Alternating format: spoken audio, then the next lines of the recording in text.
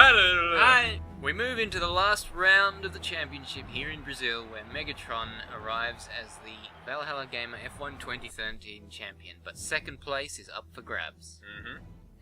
Newcomer Kron in the Sauber team has proved that he is untouchable, essentially. Yes, untouchable. A 1:10.5. No one else set a time in the 1:10s. The closest man was his teammate Weddy, who set a 1:11.1. Maurizio has qualified third, followed by Stairs in fourth in McLaren. Megatron, with his season championship grin on his face, has come in and still put in a solid performance, fifth on the grid. JJ with a 1.7 seconds off Kron's time, gets sixth by a whisker over the Blaze. Probably the closest we've seen between two qualifiers. Darkon right behind the Blaze. Yep, Darkon returns to us for the season finale in the Red Bull. So Madbird... disappointing, really. Madbird a bit slow there. Ninth position. And we've got Heathy behind Madbird. What's he? It's like 200ths of a second down on Madbird. Very close between those two. They were only cigarette papers between them as well. Mono... Bit of a gap. Mono was about not quite a second back from Heathy, but he certainly looks like he must have made a mistake in his qualifying run.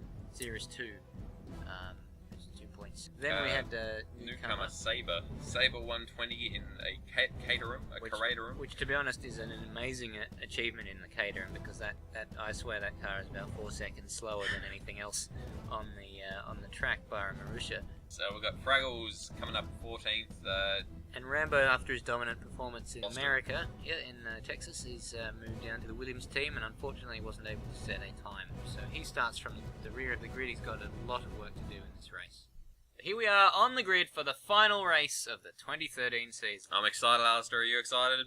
Oh, yes. Yeah, I'm very excited indeed. Why is this? Oh, okay. Because you know why I'm excited? Why are you excited? Because it's going to be exciting. It's going to be exciting. And the rain is coming down quite heavy now. Yep. So we're all starting on intermediate tyres. Already, the counter's going down, 4, 5, and we're off. Away we go. So going to be a lot of wheel spin in these treacherous wet conditions. But Stairs looks like he's got an initial good getaway behind the two Saubers. There was a lot of spray. He brakes very early for that corner, and that allows Megatron to come through in front of him, and that's forced a couple of them onto the grass. Megatron's gone to the grass, Stairs on the grass, trying not to smash into the Sauber there, and that's allowed Darkon through into third place, and they're 3 wide behind. There comes Weddy through on the outside. Someone's coming down the inside. I think that's the Force India there, and Xeris has come through, and everyone has gone wide on that corner, bar possibly 2 cars. That was incredible. Madbird is down in 11th place. Stairs is coming up the inside of Darkon there. He's trying to get through, and it looks like he's got that position, but someone's coming on the inside of him. It's probably Heathy, and that's forced him off the track, and unfortunately Darkon was in the wrong place at the wrong time there, and they've both gone off the track. And Stairs has been pushed sideways just a little bit. Madbird off-riding, off-roading. Stairs goes my through goodness. The Williams and the Force India. It's like they parted like the Red Sea. They parted like the Red Sea. Madbird right upstairs, chuff. That closed incredibly quickly. Heathy's just completely apparated onto the track because he was off the track, and then all of a sudden just suddenly appeared. Suddenly appeared. So a clear track turns into a not clear track, but Stairs managed to get ahead of him. Sweeps up the inside. Madbird. Whoa! Oh, pincer move from Megatron and that Force was India. Very aggressive driving there from Megatron and the Force India, but Madbird is almost side by side with the Force India of Heathy here. Yeah, Madbird's on the inside. He's coming down the inside of Megatron there. Megatron was cautious in that corner, and that's allowed the Lotus to get through into 7th place, chasing down Stairs. There's a big chain of about 3 or 4 cars ahead of Stairs. They've got Darkon, Xeris. Oh no, that's a good point. Oh, down the inside, he's chucked a bold move onto the inside. There has Stairs, and it hasn't quite worked. But both of them have got. Looks like both of the Saubers went off a little bit there. They've slowed right down. Yep, that's Weddy. Whoa! Weddy's pushed Darkon off the track there, and that's allowed Stairs to come through and get 2 positions in one corner. And that's worked out quite well for Stairs. He chases down Maurizio. So. Yep. Madbird stuck behind Weddy, who is behind. Wait, no. So no, Madbird has followed Stairs through as well. He's gone through, and Weddy and Stairs got the inside here on Maurizio, and he's made it work. He's got it stopped. He's compromised his exit just a little bit, so Maurizio will have some good pace on the straight there. But that was a clean overtake, and in these conditions, that's a very difficult thing to get done. It really is. It was very impressive. So here he is. Maurizio's going to have the inside. Stairs thundering up the inside. And it's caused him to go wide on the exit. Stairs takes the advantage back. So some very good wheel-to-wheel racing there. Madbird as well has slid up the inside there around that long laconic bend and there's a bit of contact there. Maurizio has got the position back. Almost the pimp maneuver from Maurizio. That was incredibly aggressive. There's about there's three cars that you can see. I can see 4 in his mirror. There are 4 cars in his mirror. That is in the immediate vicinity. That is a crowded track. Not that we have DRS. Whalen has been disqualified from the session. Oh my goodness. Anyway, Stairs is quite close to Xeris, and with Maurizio. Oh, Maurizio turned a little bit more too aggressively going around that corner. I think slid around and Madbird. Too much throttle, and there he goes. Madbird just avoided slamming straight into his rear. I think. I don't hear, when I'm watching the weather report at the end of the news bulletin, they don't often say, it's going to be a bit inclement this weekend. It's going to inclementize. Make sure you bring an umbrella. Yeah, make sure you bring a inclement protective device. How come we've got this far into the 21st century with an invention that I think dates back to probably the 18th century or something like that? And we've not improved one bit on this. I mean, I think the only thing that has slightly changed in umbrella technology in the last 100 years is that little button that we press that makes the thing go. That's true. The moon's probably getting a little bit lonely at the moment. Yeah. But basically, everyone's come out and said, "Oh, we don't really want to go to the moon." The moon just says, it's muffled because it's a long way away. Yeah. And the moon just says, "Hey Neil, I haven't seen you for a while." And then we're all like, "Neil died, bro."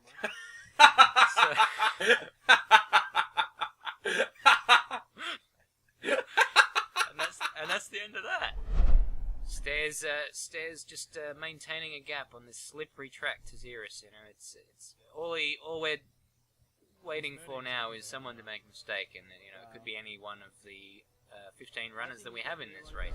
We give you a little bit of everything with these commentaries. We commentate on the race, but we look into the deeper stuff, and I think that's why people come back to us. That's right. You have to go deep to get knowledge. We get those 20 views consistently every month or so. There's those 20 people who really enjoy our. Those 20 views don't come willy-nilly. No, they do not willy-nilly. No, that's right. I mean, you really need to work for those 20 views. You do. But, it's not just amazing racing that causes that sort of thing to happen. So when we... oh, my goodness! Hit the right side, hit the left side, into the wall, and he's lost his wing and his left wheel.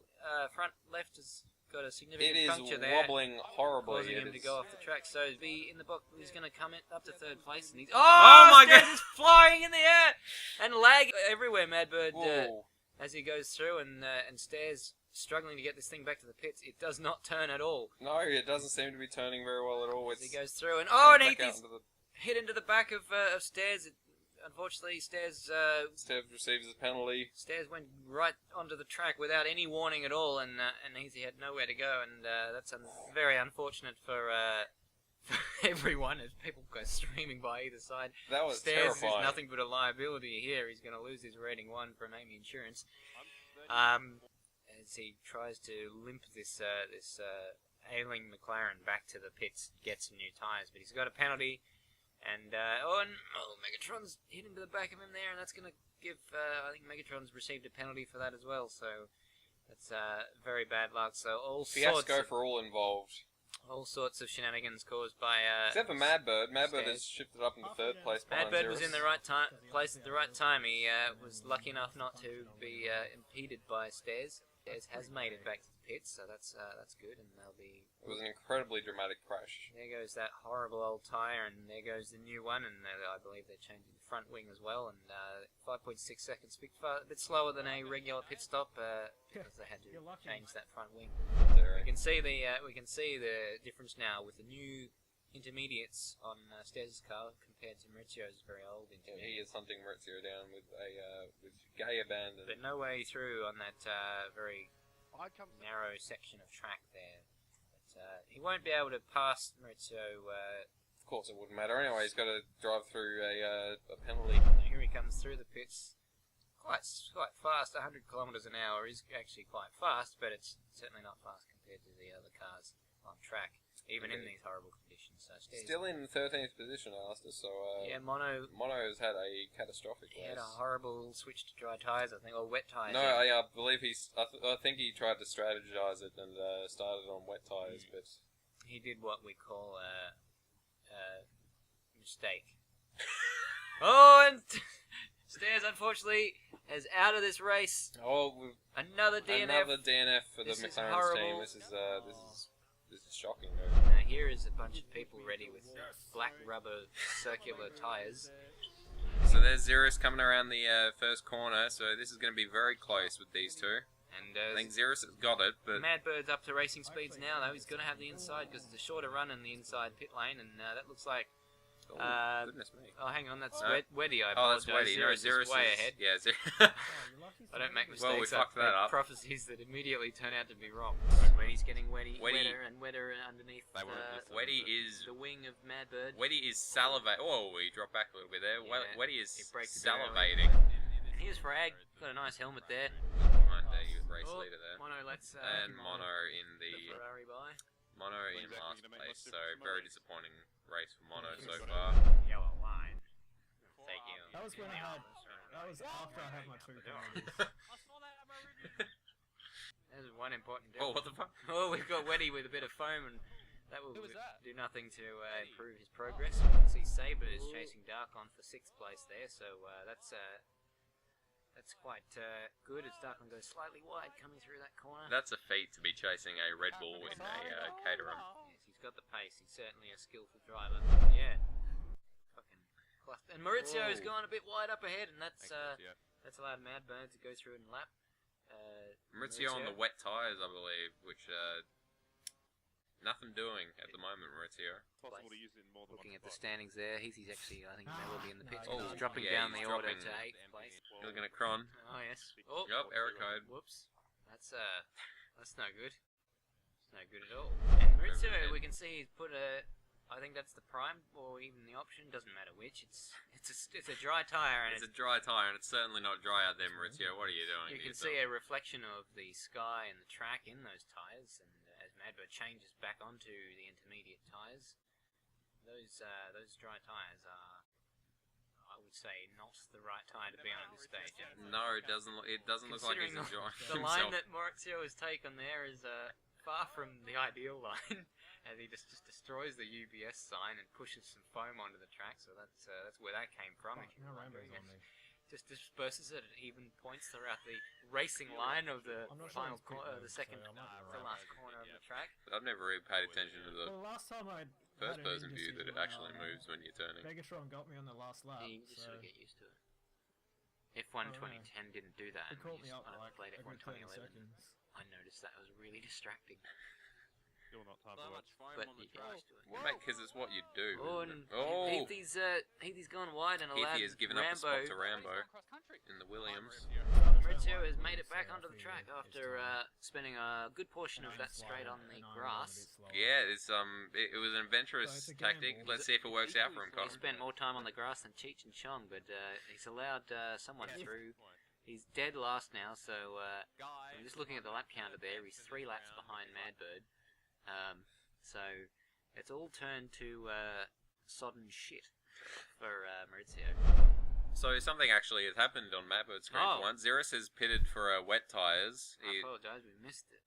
Xeris thinks the time has come. Maurizio's just lost his front wing on the pit entrance there, but yeah, I apologise to interrupt you there. Xeris has made it past. Oh, and Madbird has gone way off the track. He's pulled a Raikkonen there and gone so far off the track that he needed directions to get back onto the track. He came back to bite him, Alistair. His chronic choosing of tyres while going through corners and thus not paying attention to the corner itself and thus going off the corner finally came back to bite him in the arse, and he flew off that corner as he was trying to select wet tyres. The switch to wet tyres may well have been a factor too. It was perfectly timed from Xeris because it seemed that the lap that he switched onto his wet tyres, he blistered ahead of everyone else.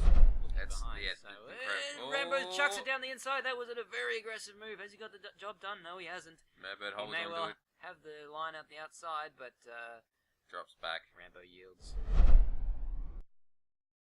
As Rambo chucks it down the inside, he's got the inside line coming through, and nearly a bit of contact there, and Rambo's got the position done, and that is exciting. I didn't catch what tyres he's on, but Rambo is into third place. That was nearly the pit maneuver there from Rambo. We've seen a few of those over these last couple of races, but yeah, he knows how to race, but he does have the red mist does come down sometimes, and luckily there it was all clean enough, but you definitely know that when you're racing Rambo, you've got a battle on your hands. Rambo's just gone wide up ahead. Madbird, can he get his way through? No. Rambo's covered that off very well. He's covered that. He may well be struggling on tyres, Rambo, but he remains ahead for the time being. And Rambo has indeed gone into the pits, so he must have been on intermediate still. Discretion of the better part of Valor, and new tyres required. Oh, and man! Whoa! No? What happened there? He nearly went right off the track, but he's just been replaced, so that's exciting. Megatron is gaining on him at a terrifying pace, that has to be said. Oh, and he's a bit of squirrely coming out of that hill. My nose is itchy. Yes. He goes onto the grass, and that's not the racing line at all, and he very nearly hits his front wing. Megatron has taken it, and was that Weddy, I believe? That may well have been the race leader, Cron, going that's through a good point. to lap Heathy. So here is Cron rounding the last corner of the track and lapping. There goes Dark on there to get lapped. And it's all celebration here. He's got a gap of Xeris that you could probably park a couple of Boeing 747s inside of, if not more. That is not an exaggeration. And Cron takes away the win. Championship comes to a drenching end with Cron, the dominant victor, finishing the race in 46 minutes, 43 seconds. Xeris, 44.9 seconds, so nearly a full lap down, but his best result in Valhalla Gamer so far. Yep, Matty 2 seconds off of being a lap down with a minute and 14 seconds behind Cron, with Rambo only 2 seconds behind him, so tantalisingly close for Rambo, yes, considering where he started the Rambo race. was making significant gains with those tyres, and then Darkon, the first of the lapped runners in the Red Bull Megatron. Darkon, Megatron, Heathy, Jay, Saber. Yep, Weddy and Frag. Weddy had must have had a couple of mistakes or accidents, because he ended up finishing much further back than he ran for most of the race. Frag 1 lap down. Mono the first of the only runner 2 laps down. And Maurizio did not finish. After his various antics in using the slick tyres. Yeah, it was an interesting decision. It would have been the play of the century if it played off Alistair. Yes, but it didn't come to be, and Maurizio ends up losing his second place in the championship. He does. So the championship as it stands, the first 3 positions, but who gives a shit about the others, would be Megatron, Madbird, and Heathy. That's right. So that concludes the 2013. Or the first F1 2013 season. Another season is brewing. It is gearing up. The races. There's a lot more races joining us for the second series, and a lot of the people who joined us late, Xeris, Rambo, and Cron. Look like they may well join us for the second series. Anyway, thank you very much for watching. Fucking